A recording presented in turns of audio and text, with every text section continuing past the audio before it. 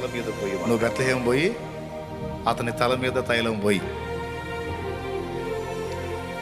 పెద్దోడిని ఈయన పోయాడు, బెత్లెహేము పోయాడు. పోయి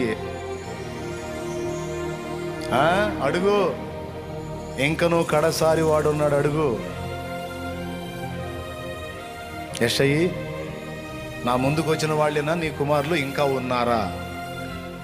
ఇంకా ఒకడు ఉన్నాడు, వాడు కడసారి వాడు, అయినా వాడు బాలుడు, అందుకని వాడిని గొర్రెలకు పంపించానండి. వాడు ఈ రాజులు, యుద్ధాలు, ఈ కొట్లాట్లు ఇవన్నీ తెలియవు. ఆ తంత్రి వాయిద్యం తీసుకుంటాడు, ఆ గొర్రెలకు పోతాడు, వాయించుకుంటా పాటలు పాడుకుంటూ ఉంటాడు. వాడు పాటలు పిచ్చోడు. ఏం పిచ్చోడు వాడు? పాటలు పిచ్చోడు. వాడు పిల్లోడు అండి, వాడు ఇంకా వయసు రాలేదు, చిన్నాడు.